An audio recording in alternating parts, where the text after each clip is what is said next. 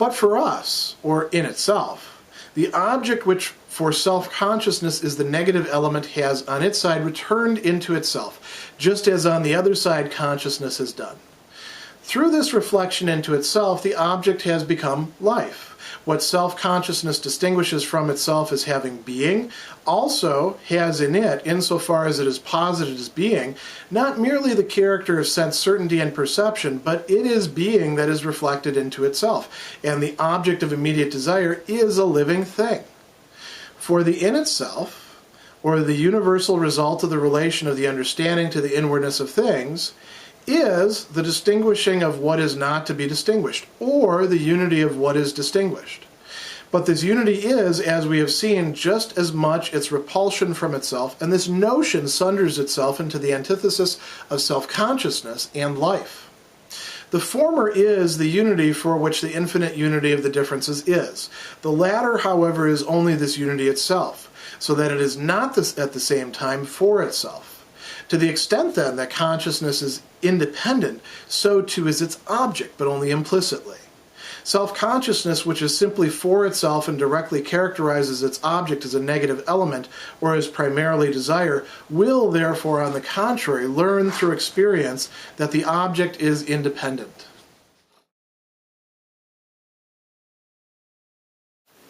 Having brought in the very important consideration of desire in the previous paragraph, now in paragraph 168, Hegel's going to reintroduce a term that we saw coming up in the preface, where he was sort of laying out as best he could at that point in time his methodology.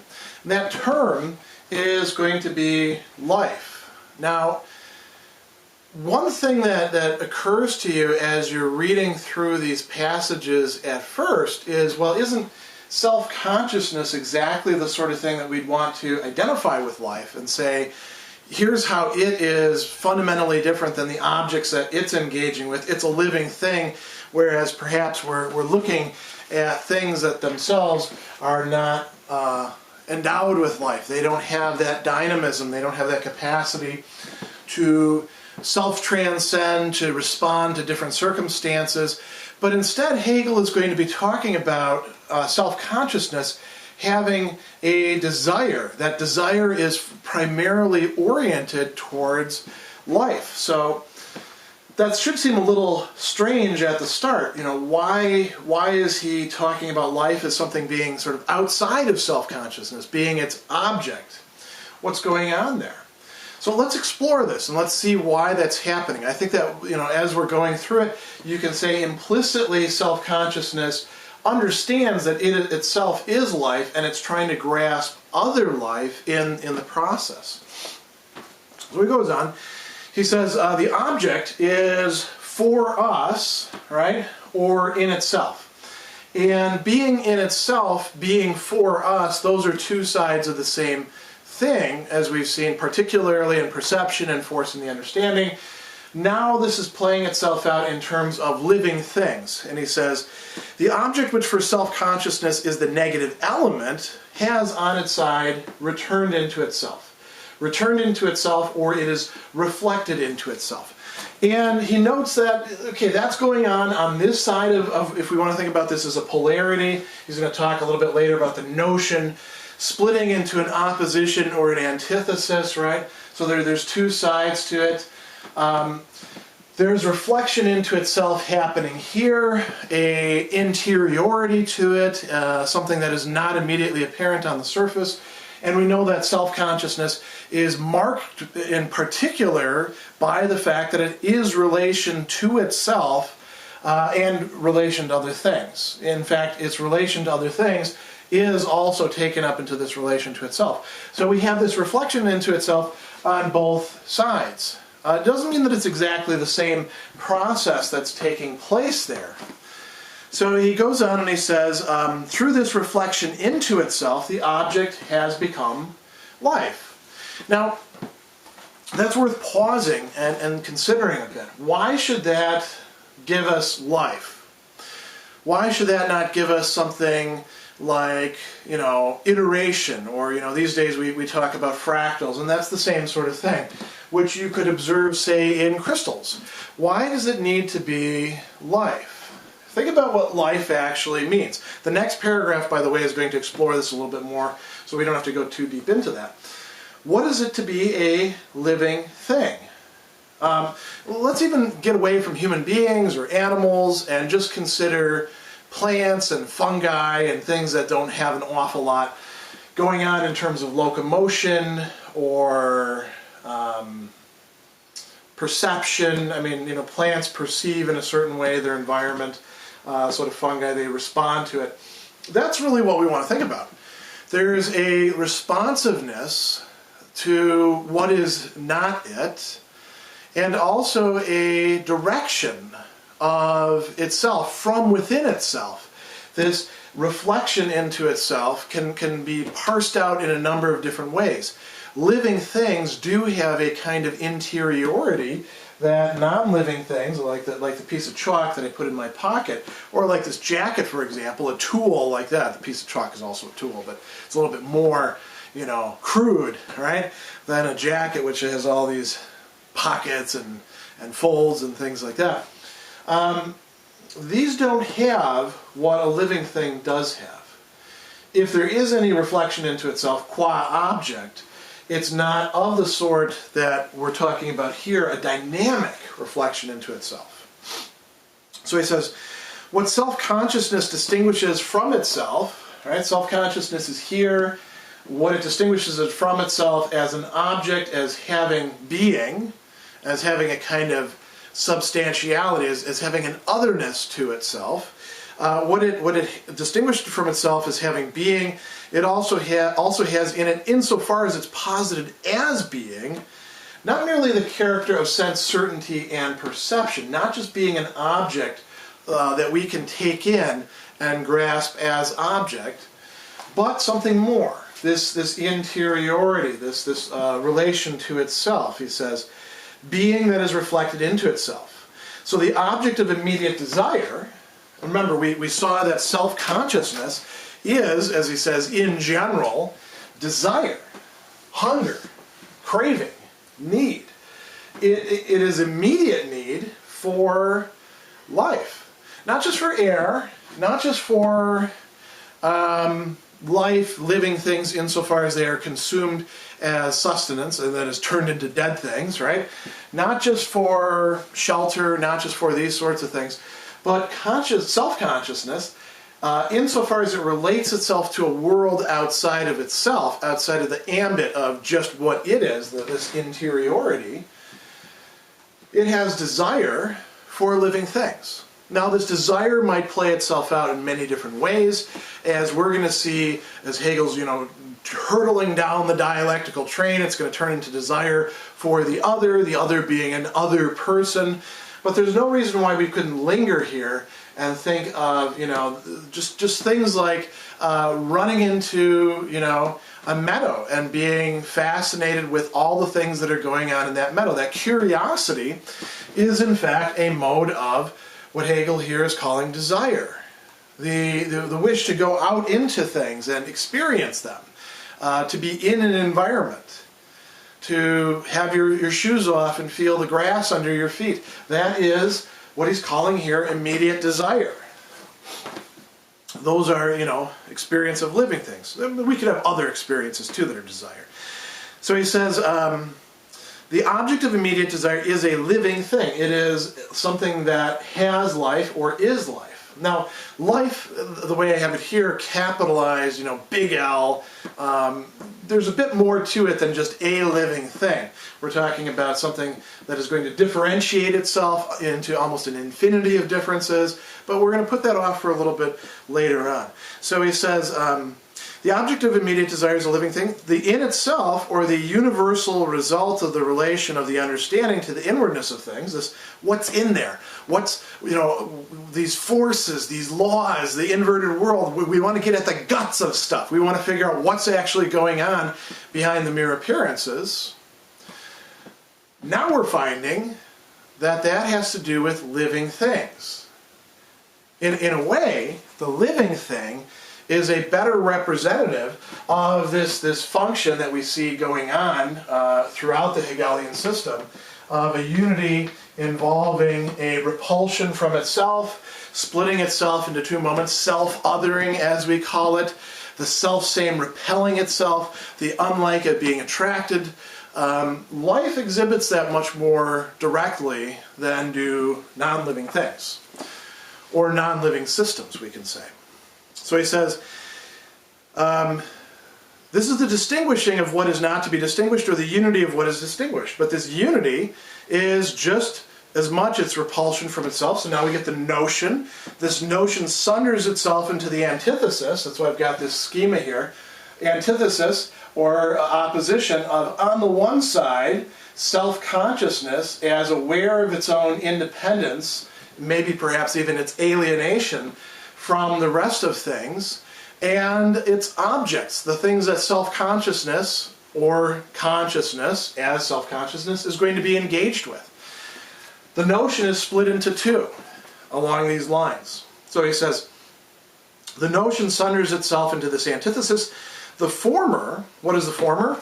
Self-consciousness, is, here we go, is the unity for which the infinite unity of the differences is. So, self-consciousness, grasping life, is grasping the unity of these differences, the infinity.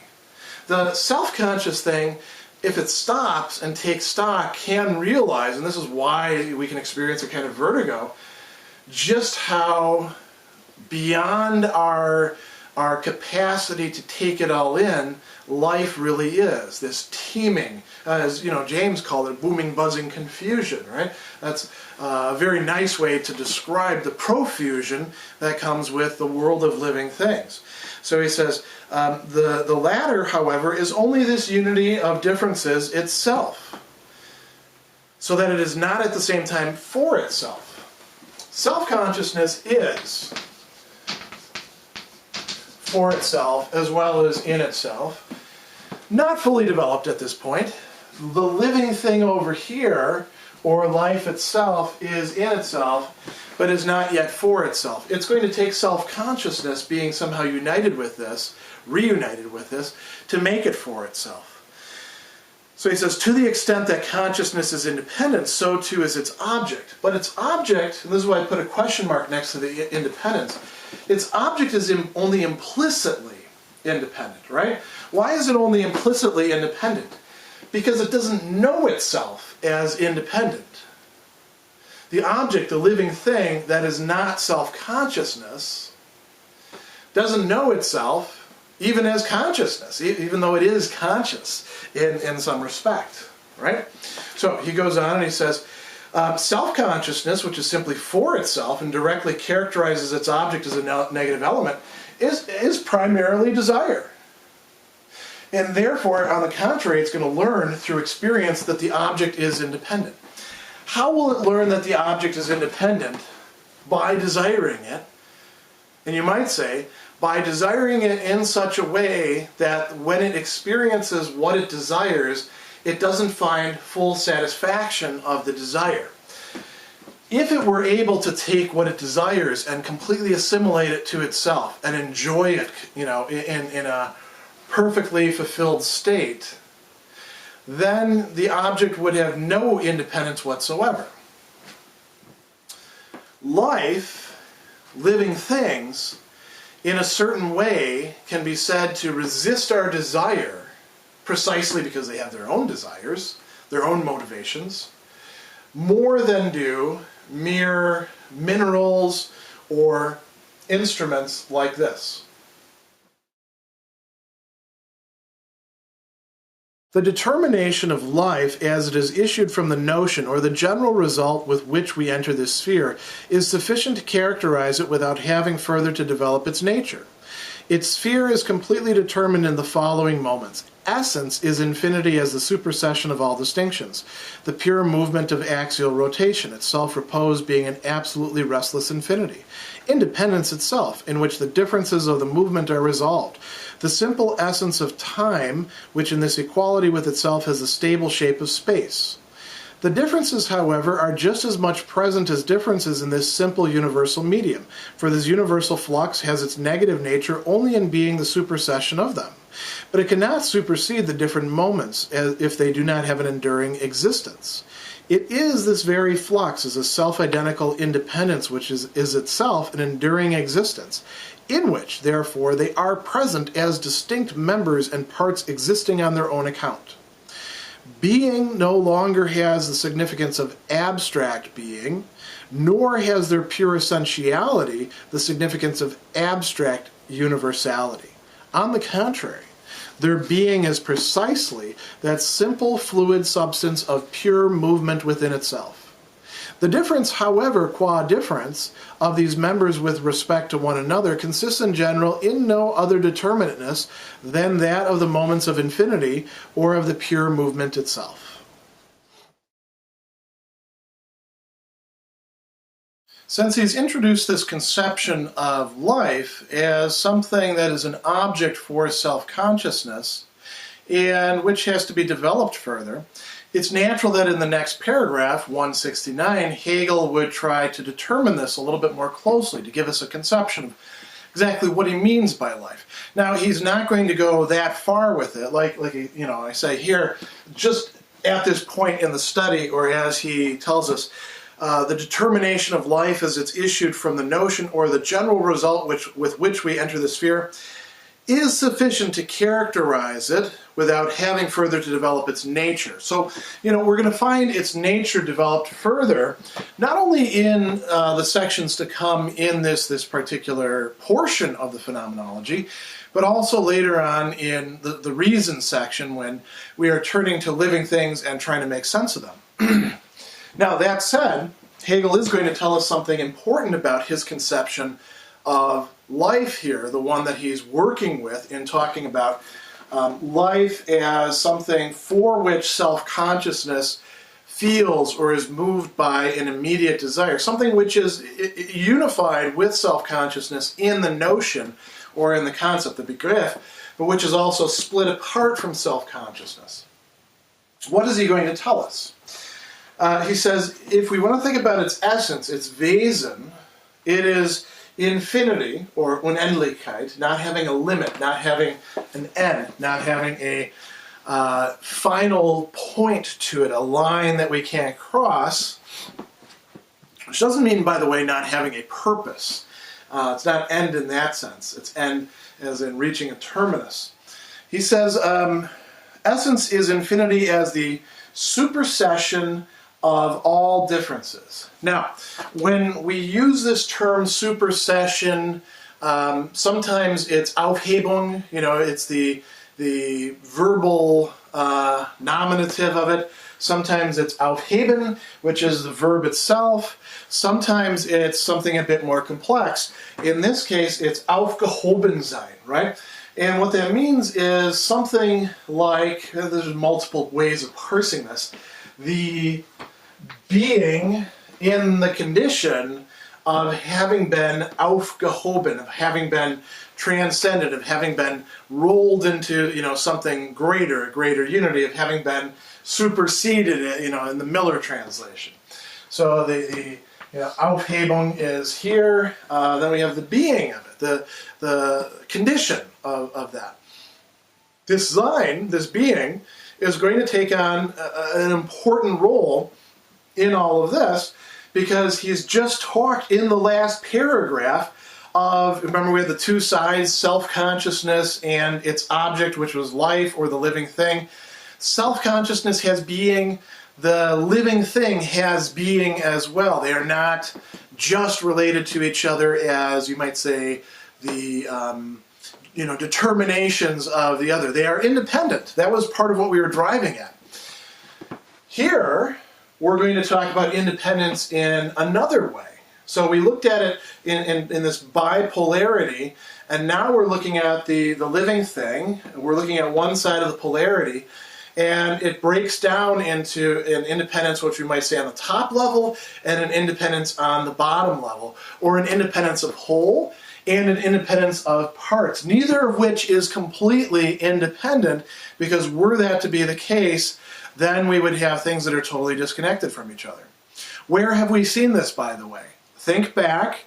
Didn't we see something precisely like this play itself out in the perception section when we were looking at the thing and its qualities? Indeed we did. So, the essence of life is the supersession of differences. Sounds very abstract, doesn't it? And the schema that we have here is going to be very abstract. So we want to actually think in terms of, some examples that we might be able to wrap our heads around. We'll do that in just a moment. But the difference is, the Unterschiede, the splitting apart, in what sense? So he says there are all these differentiated moments, right? He calls them existing members, and each of them has, he's going to tell us, an enduring existence. We might be tempted, because this is Aufgehobensein, it's been superseded, to say that these differences, they're not really differences. But Hegel's not saying that here. He's saying, no, they really are differences, but they are differences because they are in a particular medium. And here he has this really interesting metaphor, and this is just a metaphor that I tried to capture on the chalkboard. He says it is the pure movement of axial rotation. Axial rotation is when you're turning on an axis, right? In a way, axial rotation is a perfect emblem for something that is changing, it is in process, and yet it is also remaining still. Because if I'm rotating on my axis, right, I am changing my position relative to everything else in the room in a certain way. I'm changing my orientation, but I'm not actually changing my location. I remain at this same spot, assuming I don't have inner ear problems and wander off, as I'm doing it. I said the same thing for this piece of chalk. I'm rotating it, right? The piece of chalk is indeed moving, but it's moving in place. So it's different than moving this way or this way, like we do when we write on the chalkboard. If we did an axial rotation on the chalkboard, we would just make a point. If we want to make lines that turn into words, it can't just be axial rotation. So he says, pure movement of axial rotation, its self-repose being an absolutely, and I love this phrase, absolutely restless, literally unresting infinity. Independence itself. That is what it means to be independent. Again, we see this relation of self, an intensive relation with a sort of interiority to it. The thing that is what it is in its change is, the same thing, and yet it's also different. And I tried to capture that here on the board with this succession of states. He's talking about time, and he says time, is what we're dealing with here, but time sort of spatialized, time in the mode of spatiality. Now think about a living thing, right? Think about what it means to be life. It means to be at one state at one time, and then to be at another state at another time. Differences are taking place. I'm breathing, for example, right? I'm moving. I am changing. And yet I remain the same thing in the midst of those changes. And this is a deep metaphysical problem. At which point do I become something different? The processes by which that works are very different, are much simpler, you can say, for this piece of chalk than they are for an organic living thing. There's a greater unity, a greater intensivity of unity to me and to my body, understood as a composite of these differences, of these parts, these moments, these members that are connected together spatially, but also temporally, and provide a kind of unity. There's a greater unity there in me, in a living being, than there is in this piece of chalk.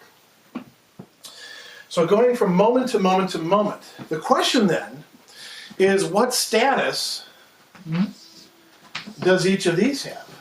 Do they only have their meaning insofar as they are part of this greater, essence, this infinity, this life that perdures. Hegel is going to say yes and no. Yes, they, insofar as there are differences, he says, there are differences by being in this medium. You notice I have a couple different things down here. Being part of a movement, being part of a medium, or something that they can exist in, being part of this universal fluidity. Miller uses flux, but it's actually Flüssigkeit. So I think that fluidity translates it better than just mere flux does, which he's going to say is a self-supersession. Each one of these, we're tempted to say, only has its meaning insofar as it's part of the whole, right? They've been superseded, so they'd better just have their meaning as part of the whole, and that's what we mean then by essence, or it's, we might even say it's being, it's Wesen, it's way of being. Hegel says no. Each one of these is an existing member. It has an enduring existence, a Bestehen, a being there in place. Not quite the same thing as Sein, but it does have something going for it there. And if it didn't, you couldn't have the Aufhebung, you couldn't have the supersession of something that doesn't really have any weight behind it, doesn't have any ontological density, we might say, or ontological dignity, to use a word I've used in other frameworks, of things like living beings. Living beings have a greater ontological dignity than non-living beings. Rational beings have a greater ontological dignity. That means that they have a greater structure to them. Remember, we're talking about self-consciousness here. So he says these differences are present as differences in this simple universal medium. And this universal flux or fluidity has its negative nature only in being the supersession of them. But it cannot supersede the different moments if they do not have an enduring existence. Then he says, it is this very flux as a self-identical independence, which is itself an enduring existence, in which they are present as distinct members and parts existing on their own account. So to the answer, well, which is more real, which is primary, Hegel will say, yeah, both. And thereby stymie the person who is demanding, I want it to either be the unity itself, or I want it to be the parts. It's either the whole or the composite parts. Pick one or the other. Hegel will refuse that, pick one or the other. He'll say, look, it has to be both of them, or you're not going to get life. The living thing, here's another way of putting it, the living thing has to be entirely what it is at every one of its moments, qua living thing, in order to be alive, right? If the cycle ends, then we just have a corpse. We have a dead thing. That's going to change, but it's going to change not because of internal self-movement, but because something else is working on it, the forces of decay, like bacteria and animals eating it and things like that. So this is very important. The living thing, as living thing, is constantly in a process of transcending its self at any given time. That's part of what it means to be living. And yet it also means that it's wholly living, insofar as living thing, at every single one of these temporal slices or moments that comprise its life. So he goes on and he says, this is very important. Being no longer has the significance of abstract being. Living being is different than abstract being. Nor has their pure essentiality the significance of abstract universality. This is what universality really looks like for living things, not as an exception from the world that's otherwise not living, but as, you might say, the pinnacle, or at least the plateau, because we're going to go higher yet, of beings. It says, on the contrary, their being is precisely that simple fluid substance of pure movement within itself. The difference, qua difference of these members with respect to one another consists in no other determinateness than that of the moments of infinity or of the pure movement itself. That is worth a little bit of commentary. If we're thinking about, in terms of life, what is the meaning of each of these moments? What is the significance of them? What can we connect up with them? The answer is, in a certain respect, one that's not very satisfying. It is, we might say, just this life, or living thing, right? So, you ask, well, what's the meaning of the frog at this point in time? It being a frog. And then somebody says, well, yeah, it's got to be something more than that. And we can say, well, reproduction and, eating flies and all that. But no, it's really just what it is to be that living thing. The answer lies there. And the lack, not so much of intelligibility, but the lack of significance, the felt significance, is something that is not going to be satisfactory to the hunger, to the begehrte, to the desire that is motivating self-consciousness. Life, qua life, as just life, is not going to be enough for self-consciousness. That's where we're heading. But it's enough to actually have taken all of this in, because this is some pretty high-level metaphysics that Hegel is doing in this section.